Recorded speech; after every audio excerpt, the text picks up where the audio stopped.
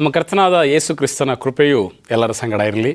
ಈ ಒಂದು ಬೆಳಗಿನ ಸಮಯದಲ್ಲಿ ದೇವರ ವಾಕ್ಯವನ್ನು ಆಲಿಸ್ತಾ ಇರುವಂಥ, ವೀಕ್ಷಣೆ ಮಾಡ್ತಾ ಇರುವಂಥ ನಿಮ್ಮೆಲ್ಲರಿಗೂ ಕ್ರಿಸ್ತನ ನಾಮದಲ್ಲಿ ಸುಮಧುರವಾದ ಸ್ವಾಗತಗಳನ್ನ ಬಯಸುವಂಥವನಾಗಿದ್ದೇನೆ. ಈ ಒಂದು ಸಂಚಿಕೆಯಲ್ಲಿ ಪ್ರಿಯರೇ, ನಾವು ಕಲಿತಾ ಇದ್ದೇವೆ ಪುನರುಜ್ಜೀವನ ಹಾಗೂ ಧಾರ್ಮಿಕ ಸುಧಾರಣೆಯ ಬಗ್ಗೆ. ನಮ್ಮ ಕ್ರೈಸ್ತಿಯ ಜೀವಿತದಲ್ಲಿ ಈ ಒಂದು ಪುನರುಜ್ಜೀವನ ಅನ್ನುವಂಥದ್ದು ಎಷ್ಟು ಪ್ರಾಮುಖ್ಯ ಅನ್ನೋದು ನಮ್ಮೆಲ್ಲರಿಗೂ ಚೆನ್ನಾಗಿ ಗೊತ್ತಿದೆ. ದೇವರ ಒಂದು ವಾಕ್ಯದ ಮೂಲಕ, ಪ್ರಾರ್ಥನೆಯ ಮೂಲಕ, ಐಕ್ಯತೆಯ ಮೂಲಕ, ಪ್ರೀತಿಯ ಮೂಲಕ, ಕ್ಷಮಾಪಣೆಯ ಮೂಲಕ ನಾವು ಈ ಒಂದು ಪುನರುಜ್ಜೀವನವನ್ನು ಹೊಂದಬಹುದು. ಅಷ್ಟು ಮಾತ್ರವಲ್ಲದೆ ನಾಶವಾಗಿರುವಂಥ, ಹಾಳಾಗಿರುವಂಥ ನಮ್ಮ ಆತ್ಮಿಕ ಜೀವಿತವನ್ನು ಮತ್ತೆ ದೇವರಲ್ಲಿ ಪುನರ್ಸ್ಥಾಪನೆ ಮಾಡಲಿಕ್ಕೆ ಈ ಎಲ್ಲ ವಿಷಯಗಳು ಸಹ ಭಾಳ ಪ್ರಾಮುಖ್ಯ. ಅದೇ ರೀತಿಯಲ್ಲಿ ಈ ದಿವಸವೂ ಸಹ ಮತ್ತೊಂದು ವಿಷಯವನ್ನು ಕಲಿತಾ ಇದ್ದೇವೆ.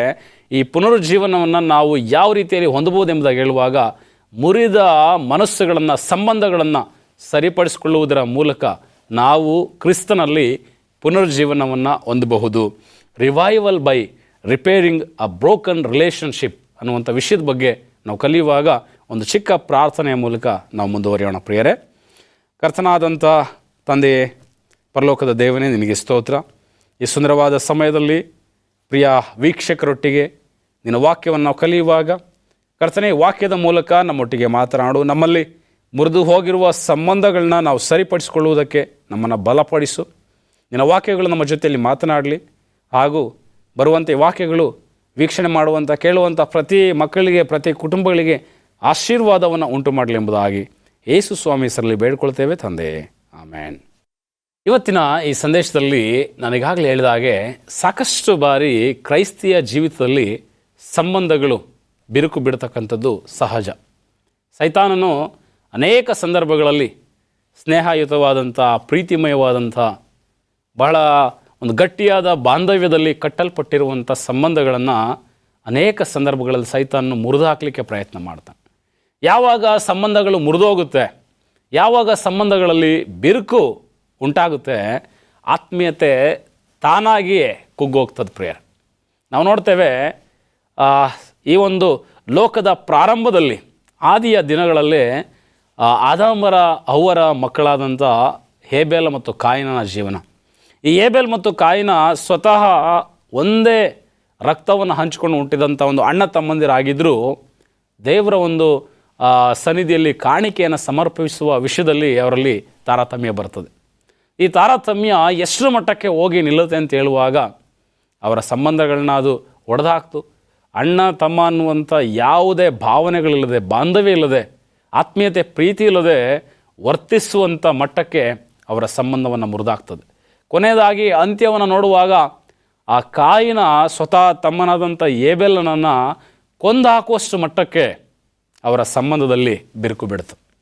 ಸೊ ನೋಡ್ತೇವೆ ಪ್ರಿಯರೇ, ಸಾಕಷ್ಟು ಬಾರಿ ದೇವರ ಮಕ್ಕಳಾಗಿ ನಾವು ಸಹ ನಮ್ಮ ವೈಯಕ್ತಿಕ ಜೀವನದಲ್ಲಿರ್ಬೋದು, ನಮ್ಮ ಕೌಟುಂಬಿಕ ಜೀವಿತದಲ್ಲಿರ್ಬೋದು, ನಮ್ಮ ಸಭೆಯ ಒಂದು ಜೀವಿತಗಳಲ್ಲಿರ್ಬೋದು, ನಾವು ವಾಸಿಸುವಂಥ ವಠಾರಗಳಲ್ಲಿ, ನಮ್ಮ ಸಮಾಜದಲ್ಲಿ ಅನೇಕ ಸಂದರ್ಭಗಳಲ್ಲಿ ಏನಾಗುತ್ತೆ, ಸಂಬಂಧಗಳು ಒಡೆದೋಗುತ್ತೆ.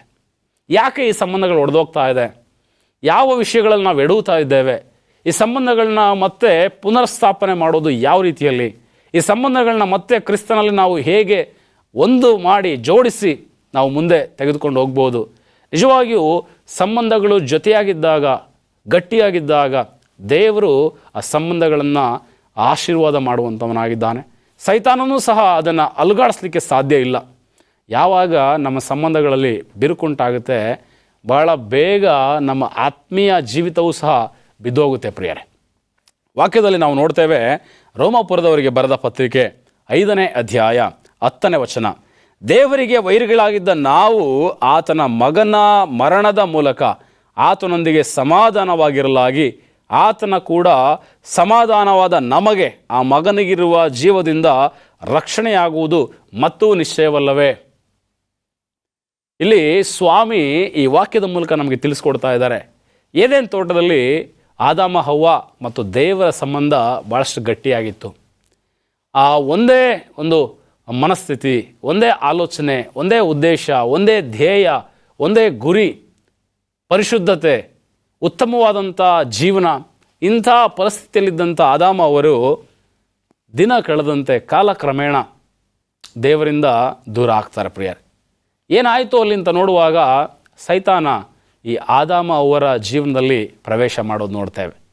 ಸೈತಾನನು ದೇವರು ತಿನ್ನಬಾರದೆಂಬುದಾಗಿ ಹೇಳಿದಂಥ ಹಣ್ಣನ್ನು ಆದಾಮ ಹವ್ವರ ಮೂಲಕ ತಿನ್ನುವುದಕ್ಕೆ ಪ್ರೇರೇಪಿಸ್ತಾನೆ.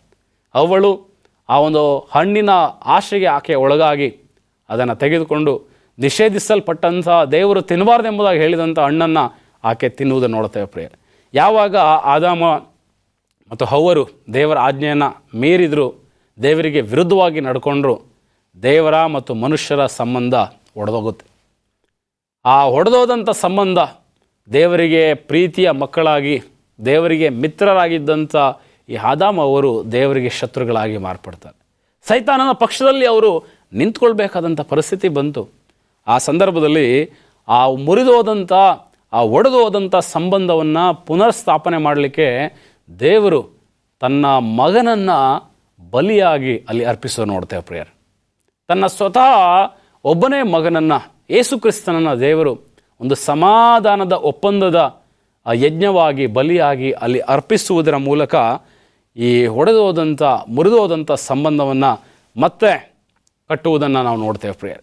ಇವತ್ತು ದೇವರ ಮಕ್ಕಳಾಗಿ ನಾವು ಅನೇಕ ಸಂದರ್ಭಗಳಲ್ಲಿ ದೇವರ ಜೊತೆಯಲ್ಲಿರ್ಬೋದು, ನಮ್ಮ ಆತ್ಮೀಯರ ಜೊತೆಯಲ್ಲಿರ್ಬೋದು, ನಮ್ಮ ನೆರೆಹೊರೆಯವರ ಜೊತೆಯಲ್ಲಿರ್ಬೋದು, ನಮ್ಮ ಸಭೆಯ ಸಹೋದರ ಸಹೋದರಿಯರ ಜೊತೆಯಲ್ಲಿರ್ಬೋದು, ನಮ್ಮ ಕುಟುಂಬಸ್ಥರ ಜೊತೆಯಲ್ಲಿರ್ಬೋದು, ನಮ್ಮ ಸಂಬಂಧಗಳನ್ನ ನಾವು ಒಡೆದಾಕುವಾಗ, ಸಂಬಂಧಗಳನ್ನ ನಾಶ ಮಾಡುವಾಗ ನಾವು ಎಚ್ಚರಿಕೆಯನ್ನು ವಹಿಸ್ಬೇಕು.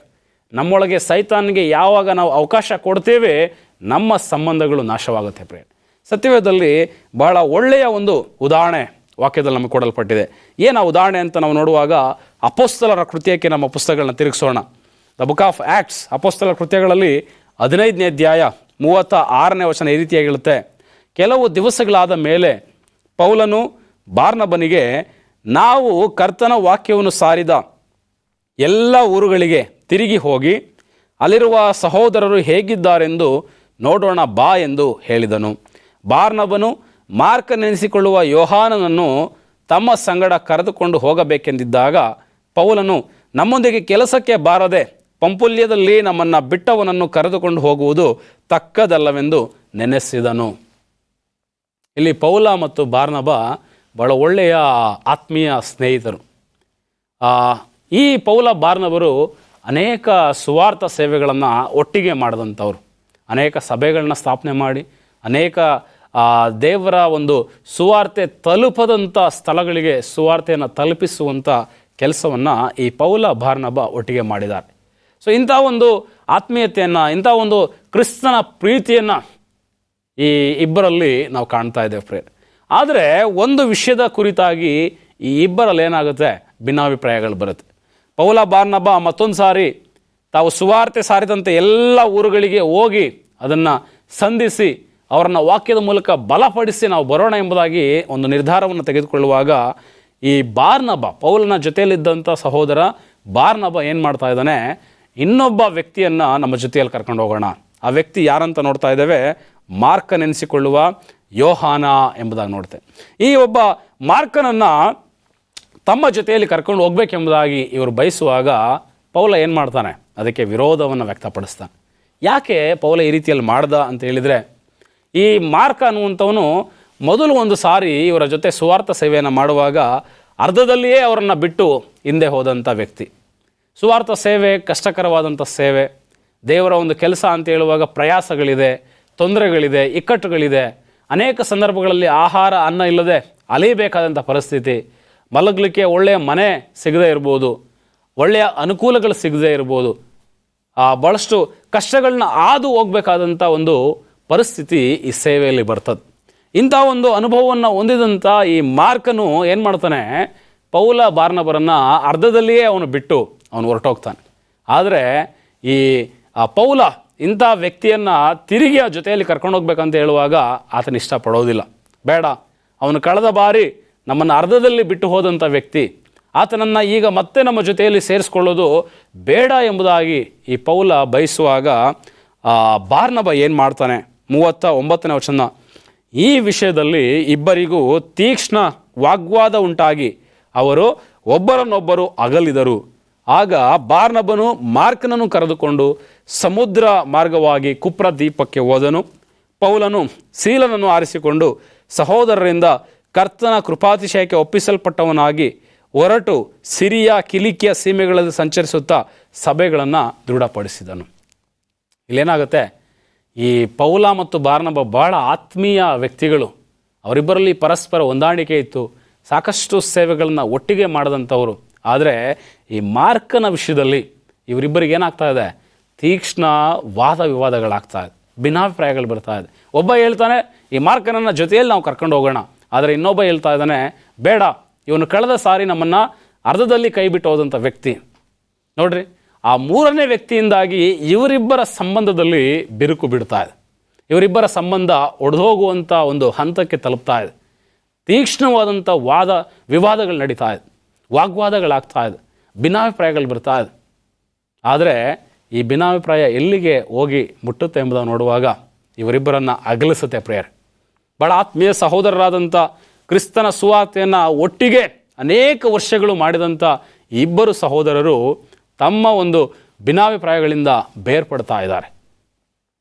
ಸೊ ಈ ಒಂದು ಘಟನೆ ನಿಜವಾಗಿಯೂ ನಮಗೆ ಒಂದು ಒಳ್ಳೆಯ ಆತ್ಮೀಯ ಪಾಠವನ್ನು ಇವತ್ತು ಕಲಿಸ್ಲಿಕ್ಕಿದೆ. ಯಾಕಂತ ಹೇಳುವಾಗ ಸಾಕಷ್ಟು ಬಾರಿ ದೇವರ ಮಕ್ಕಳಾಗಿ ನಾವು ಸಹ ನಮ್ಮ ಕುಟುಂಬಗಳಲ್ಲಿ, ನಮ್ಮ ಸಭೆಗಳಲ್ಲಿ ಅನೇಕ ಸಣ್ಣ ಪುಟ್ಟ ವಿಷಯಕ್ಕೆ ನಾವು ವಾಗ್ವಾದವನ್ನು ಮಾಡ್ಕೊಳ್ತೇವೆ, ಸಣ್ಣ ಪುಟ್ಟ ವಿಷಯಕ್ಕೆ ಜಗಳಗಳನ್ನು ನಾವು ಮಾಡ್ತೇವೆ, ಸಣ್ಣ ಪುಟ್ಟ ವಿಷಯಕ್ಕೆ ಭಿನ್ನಾಭಿಪ್ರಾಯಗಳನ್ನು ನಾವು ವ್ಯಕ್ತಪಡಿಸ್ತೇವೆ. ಆದರೆ ಈ ಭಿನ್ನಾಭಿಪ್ರಾಯಗಳು ಆ ಕೆಟ್ಟ ಅಂತ್ಯವನ್ನು ಕೆಲವೊಂದು ಸಾರಿ ಕಾಣುವಂಥದ್ದಾಗಿದೆ.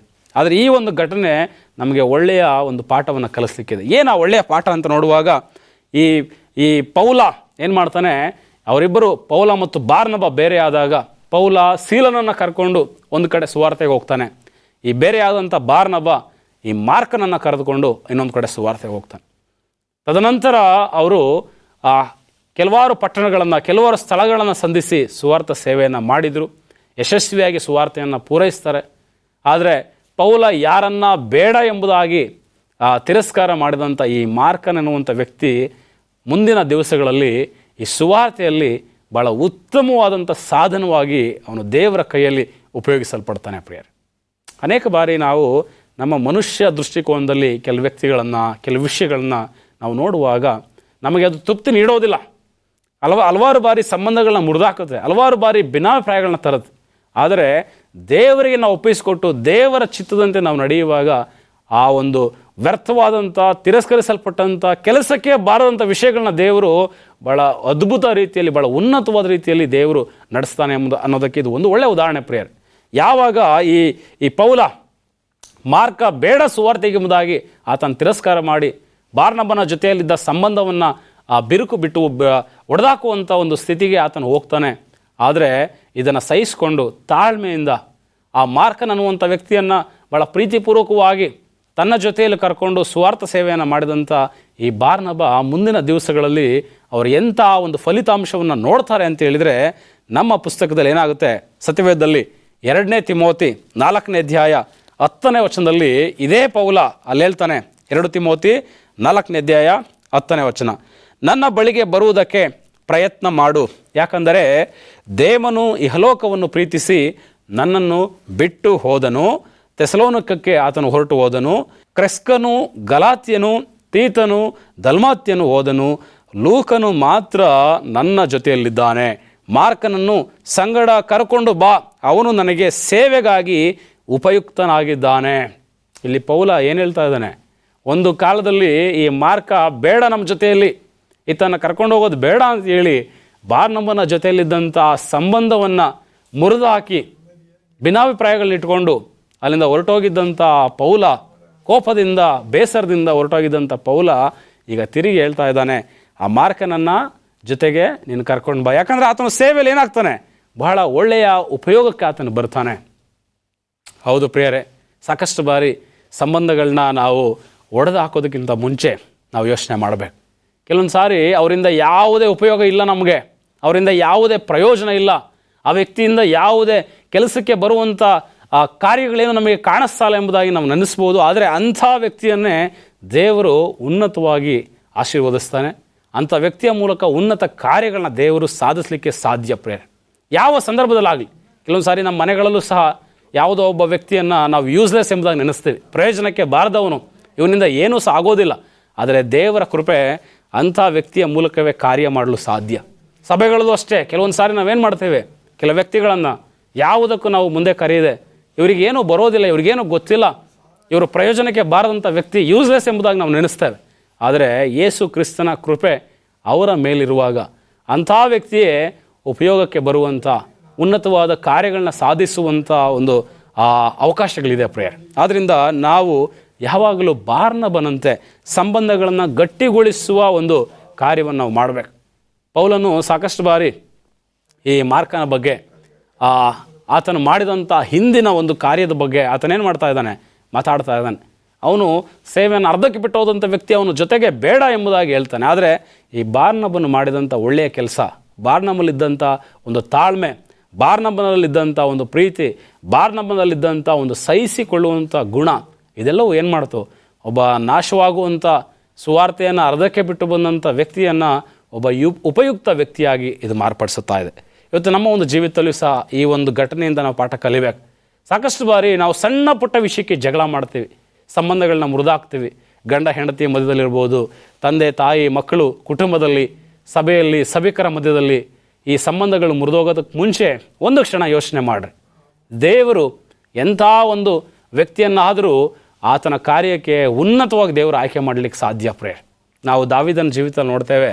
ಒಬ್ಬ ಅಡವಿಯಲ್ಲಿ ಕುರಿ ಮೇಯಿಸುವಂಥ ಪುಟ್ಟ ಬಾಲಕ, ಆತನು ಭಾಳ ಶೂರ, ವೀರ, ಯುದ್ಧದಲ್ಲಿ ಪರಿಣಿತನಾದಂಥ ವ್ಯಕ್ತಿಯನ್ನಾಗಿರಲಿಲ್ಲ. ಒಬ್ಬ ಪುಟ್ಟ ಹುಡುಗನಾಗಿ ಕುರಿ ಕಾಯುವಂಥ ಕೆಲಸ ಮಾಡುವಂಥ ದಾವೀದನನ್ನು ದೇವರು ಆಯ್ಕೆ ಮಾಡುವಾಗ ಪ್ರಿಯರೇ, ಆ ಫಿಲಿಸ್ಟಿಯರ ಸೈನ್ಯದಿಂದ ಬಂದಂಥ ಗೊಲ್ಯಾತನು ಇಡೀ ಇಸ್ರೇಲರಿಗೆ ಆತನ ಪ್ರತಿ ದಿವಸ ಆತನೇನು ಮಾಡ್ತಾ ಇದ್ದಾನೆ, ಭಯ ಹುಟ್ಟಿಸ್ತಾ ಇದ್ದಾನೆ, ಅವ್ರನ್ನ ಬೆದರಿಸ್ತಾ ಇದ್ದಾನೆ, ಅವರಿಗೆ ಹೆದರಿಕೆಯನ್ನು ಉಂಟು ಮಾಡ್ತಾ ಇದ್ದಾನೆ.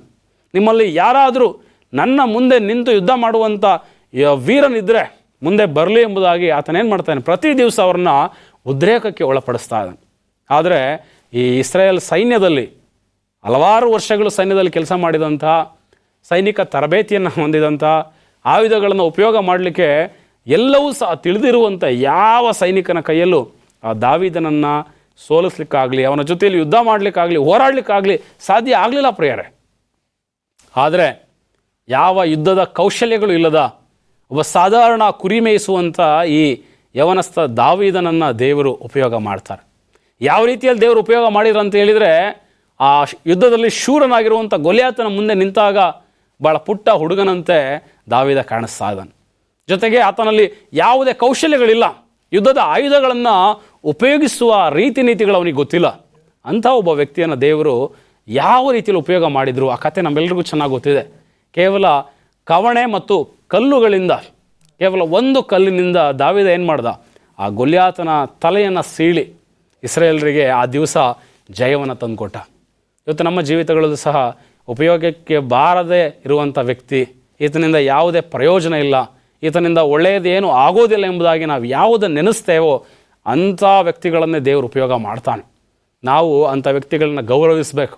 ಅಂಥ ವ್ಯಕ್ತಿಗಳಿಗೆ ನಾವು ಸಮಾನವಾದಂಥ ಹಕ್ಕುಗಳನ್ನು ನಾವು ಕೊಡಬೇಕು. ಸಮಾನತೆಯಲ್ಲಿ ನಾವು ಅವರನ್ನು ನಡೆಸ್ಕೊಳ್ಬೇಕು. ಒಳ್ಳೆಯ ಗುಣಗಳಿಂದ, ತಾಳ್ಮೆಯಿಂದ, ಪ್ರೀತಿಯಿಂದ. ಒಂದು ವೇಳೆ ಆ ಬಲಹೀನತೆಯಲ್ಲಿ ಅವರಿದ್ದರೆ, ಒಂದು ವೇಳೆ ಯಾವುದೇ ಉಪಯೋಗಕ್ಕೆ ಬಾರದಂಥ ಸ್ಥಿತಿಯಲ್ಲಿ ಅವರು ಜೀವಿಸ್ತಾ ಇದ್ದರೆ ಅಂಥವ್ರನ್ನ ಬಲಪಡಿಸುವಂಥ, ಅಂಥವ್ರನ್ನ ಮುಂದೆ ತರುವಂಥ, ಅಂಥವರ ಜೊತೆಯಲ್ಲಿ ಸಂಬಂಧವನ್ನು ಗಟ್ಟಿಗೊಳಿಸುವಂಥ ಕಾರ್ಯಗಳನ್ನ ನಾವು ಮಾಡುವಾಗ ದೇವರು ಆ ಕಾರ್ಯಗಳ ಮೂಲಕ ಮಹಿಮೆಯನ್ನು ಹೊಂದ್ತಾನೆ. ಹಾಗೂ ಅಂಥ ವ್ಯಕ್ತಿಗಳನ್ನು ದೇವರು ಅದ್ಭುತವಾಗಿ, ಉನ್ನತವಾಗಿ ದೇವರು ಉಪಯೋಗ ಮಾಡ್ತಾನೆ. ಇನ್ನೊಂದು ಘಟನೆಯನ್ನು ನಾವು ನೋಡೋಣ.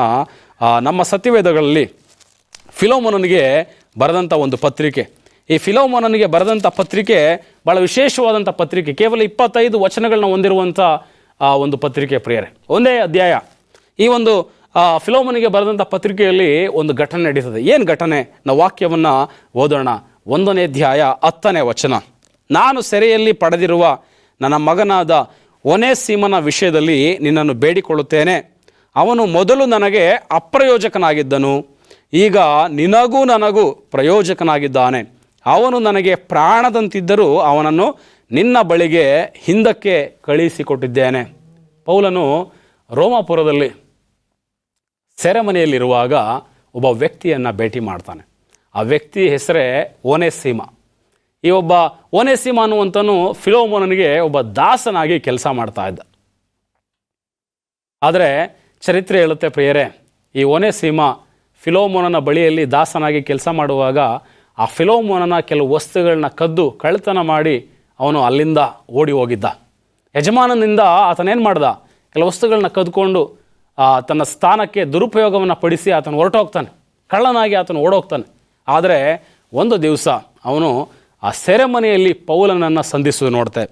ಈ ಪೌಲನನ್ನು ಸಂಧಿಸುವಾಗ ಪೌಲನು ಈ ವ್ಯಕ್ತಿಯನ್ನು ಗಮನಿಸಿ, ಈತನ ಒಂದು ಜೀವಿತವನ್ನು ಗಮನಿಸಿ, ಇವನ ಒಂದು ಹಿನ್ನೆಲೆಯನ್ನು ತಿಳ್ಕೊಂಡು ಈ ವ್ಯಕ್ತಿಯನ್ನು ಕ್ರಿಸ್ತನ ಸುವಾರ್ತೆಯಲ್ಲಿ ಬಲಪಡಿಸ್ತಾ ಆತನನ್ನು ಮತ್ತೆ ಆ ಕೆಟ್ಟ ಒಂದು ಕಳ್ಳತನದ ಚಾಳಿಯಿಂದ, ಆ ಒಂದು ಹವ್ಯಾಸದಿಂದ ಆತನ ಹೊರಗಡೆ ತಂದು ಕ್ರಿಸ್ತನ ಒಂದು ಸುವಾರ್ತೆಯಲ್ಲಿ ಒಂದು ಒಳ್ಳೆಯ ಪ್ರಯೋಜನಕ್ಕೆ ಬರುವಂಥ ವ್ಯಕ್ತಿಯಾಗಿ ಈ ಓನೇಸಿಮನನ್ನು ಪೌಲ ಪ್ರಯೋಜನಕ್ಕೆ ತರುವಂಥದ್ದು ನಾವು ನೋಡ್ತೇವೆ ಪ್ರೇಯರ್. ಸೊ ಈ ರೀತಿಯಲ್ಲಿ ಆದಾಗ ಮತ್ತೆ ಈ ಓನೇಸಿಮನನ್ನು ತನ್ನ ಯಜಮಾನಾದಂಥ ಫಿಲೋಮೋನನ ಬಳಿಗೆ ಪೌಲ ಕಳಿಸ್ಕೊಡ್ತಾ ಇದ್ದಾನೆ. ಕಳಿಸುವಾಗ ಆತ ಏನು ಹೇಳ್ತಾನೆ, ನಿನ್ನಲ್ಲಿ ನಾನು ಬೇಡ್ಕೊಳ್ತಾ ಇದ್ದೇನೆ, ವಿಜ್ಞಾಪನೆ ಮಾಡ್ಕೊಳ್ತಾ ಇದ್ದೇನೆ. ಏನು ವಿಜ್ಞಾಪನೆ? ಈ ಓನೇಸಿಮನು ಮೊದಲು ನಿನಗೆ ಅಪ್ರಯೋಜಕನಾಗಿದ್ದನು, ಆದರೆ ಈಗ ನಿನಗೆ ಮಾತ್ರ ಅಲ್ಲ, ನನಗೆ, ನನ್ನ ಸೇವೆಗೆ, ಸುವಾರ್ತೆಗೆ ಈತನು ಪ್ರಯೋಜನಕ್ಕೆ ಬರುವಂಥ ವ್ಯಕ್ತಿಯಾಗಿ ಈತನನ್ನು ನಾನು ಮಾರ್ಪಡಿಸಿದ್ದೇನೆ. ನನಗೆ ಈತನು ಪ್ರಾಣದಂತ ಇದ್ದಾನೆ, ಆದರೂ ಸಹ ನಿನ್ನ ಬಳಿಗೆ ಇವನ್ನ ಕಳಿಸ್ಕೊಡ್ತಾ ಇದ್ದಾನೆ. ಮತ್ತು ನಾವು ನೋಡ್ತೇವೆ ಇದೇ ಫಿಲೋಮೋನಿಗೆ ಬರೆದ ಪತ್ರಿಕೆ 1ನೇ ಅಧ್ಯಾಯ 17ನೇ ವಚನ, ಹಾಗಾದರೆ ನೀನು ನನ್ನನ್ನು ಜೊತೆಗಾರನೆಂದು ಎಣಿಸಿದರೆ ನನ್ನನ್ನು ಸೇರಿಸಿಕೊಳ್ಳುವ ಪ್ರಕಾರವೇ ಅವನನ್ನು ಸೇರಿಸಿಕೊ. ಅವನಿಂದ ನೀನು ಏನಾದರೂ ನಷ್ಟಪಟ್ಟಿದ್ದರೆ ಅಥವಾ ಅವನಿಂದ ಏನಾದರೂ ಸಾಲವನ್ನು ತೀರಿಸಬೇಕಾಗಿದ್ದರೆ ಅದನ್ನು ನನ್ನ ಲೆಕ್ಕಕ್ಕೆ ಹಾಕು, ನಾನು ಅದನ್ನು ತೀರಿಸ್ತೇನೆ. ನೋಡ್ರಿ, ಪೌಲನ್ ಎಂಥ ಒಂದು ಆ ಮಾತನ್ನು ಆ ಫಿಲೋಮೋನನಿಗೆ ಬರಿತಾ ಇದ್ದಾನೆ. ನಿನ್ನ ದಾಸನಾದಂಥ ಓನೇಸಿಮ ಅವನು ತಪ್ಪು ಮಾಡಿರ್ಬೋದು, ನಿನ್ನಿಂದ ಓಡಿ ಹೋಗಿರ್ಬೋದು, ನಿನ್ನಿಂದ ಏನೋ ಕೆಲವು ವಸ್ತುಗಳನ್ನ ಆತನು ಕದ್ದಿರ್ಬೋದು, ನಿನಗೆ ಅವನು ನಷ್ಟವನ್ನು ಉಂಟು ಮಾಡಿರ್ಬೋದು. ಆದರೆ ಈಗ ಆತನು ಬದಲಾಗಿದ್ದಾನೆ, ಈಗ ಆತನು ಮಾರ್ಪಟ್ಟಿದ್ದಾನೆ. ಒಬ್ಬ ಯಜಮಾನ ಮತ್ತು ಸೇವಕನ ಸಂಬಂಧವನ್ನು ಈ ಪೌಲ ಮಧ್ಯವರ್ತಿಯಾಗಿ ಇದ್ದುಕೊಂಡು ಗಟ್ಟಿ ಮಾಡ್ತಾ ಇರತಕ್ಕಂಥದ್ದು, ಭದ್ರಪಡಿಸ್ತಾ ಇರುವಂಥದ್ದು. ದೇವರ ಮಕ್ಕಳಿಗೆ ಇದು ಭಾಳ ಮುಖ್ಯ ಪ್ರಿಯರೇ. ಸಾಕಷ್ಟು ಬಾರಿ ದೇವರ ಮಕ್ಕಳಾಗಿ ನಮ್ಮ ಕುಟುಂಬಗಳಲ್ಲಿ, ನಮ್ಮ ಸಭೆಗಳಲ್ಲಿ, ನಮ್ಮ ಸುತ್ತಮುತ್ತ ಪರಿವಾರದಲ್ಲಿ, ಸಮಾಜದಲ್ಲಿ ನಾವು ಕಳ್ಕೊಂಡಿರ್ತಕ್ಕಂಥ, ನಾವು ಒಡೆದೋಗಿರುವಂಥ ಸಂಬಂಧಗಳನ್ನ ಗಟ್ಟಿಗೊಳಿಸುವಂಥದ್ದು ಬಹಳ ಮುಖ್ಯ. ನಮ್ಮ ಜೀವಿತದಲ್ಲಿ ನಾವು ಆತ್ಮಿಕವಾಗಿ ಬೆಳವಣಿಗೆ ಆಗಬೇಕಾದಾಗ, ನಾವು ಪುನರುಜ್ಜೀವನವನ್ನು ಹೊಂದಬೇಕಾದಾಗ, ಕ್ರಿಸ್ತನಲ್ಲಿ ಅಭಿವೃದ್ಧಿಯನ್ನು ಹೊಂದಬೇಕಾದಾಗ, ನಮ್ಮ ಜೀವಿತ ಕ್ರಿಸ್ತನಲ್ಲಿ ದೃಢವಾಗಿ, ನಂಬಿಕೆಯಲ್ಲಿ ದೃಢವಾಗಿ ಇರಬೇಕಂತ ನಾವು ಬಯಸಿದರೆ ನಾವು ನಮ್ಮ ಸಂಬಂಧಗಳನ್ನ ಗಟ್ಟಿಗೊಳಿಸ್ಬೇಕು. ಯಾವ ರೀತಿಯಲ್ಲಿ ದೇವರ ಜೊತೆಯಲ್ಲಿ ಆದಾಮ ಅವ್ವ ಸಂಬಂಧವನ್ನು ಹಾಳು ಮಾಡಿದರು, ಮುರಿದಾಕಿದ್ರು. ಆದರೆ ತನ್ನ ಮಗನ ಮೂಲಕ ಸ್ವಾಮಿ ಏನು ಮಾಡಿದರು, ಆ ಸಂಬಂಧವನ್ನು ಸಮಾಧಾನವಾಗಿ ಮಾರ್ಪಡಿಸಿದರು. ಇವತ್ತು ನಮ್ಮ ಜೀವಿತಗಳಲ್ಲಿ ಯಾವ ವಿಷಯದಲ್ಲಿ ದೇವರ ಜೊತೆಯಲ್ಲಿ ನಾವು ಸಂಬಂಧವನ್ನು ಹಾಳು ಮಾಡ್ಕೊಂಡಿದ್ದೇವೆ, ನಮ್ಮ ನೆರೆಹೊರೆಯವರು, ನಮ್ಮ ಸಹೋದರರ ಜೊತೆಯಲ್ಲಿ ನಮ್ಮ ಸಂಬಂಧಗಳು ಹಾಳಾಗಿದೆ, ನಾವು ಅದನ್ನು ಪರೀಕ್ಷೆ ಮಾಡಿಕೊಳ್ಳೋಣ, ನಾವು ಅದನ್ನು ಗಮನಕ್ಕೆ ತಂದುಕೊಳ್ಳೋಣ, ಆ ಸಂಬಂಧವನ್ನು ಗಟ್ಟಿಗೊಳಿಸೋಣ. ದೇವರು ನಿಮ್ಮೆಲ್ಲರನ್ನು ಆಶೀರ್ವದಿಸಲಿ. ಆಮೆನ್.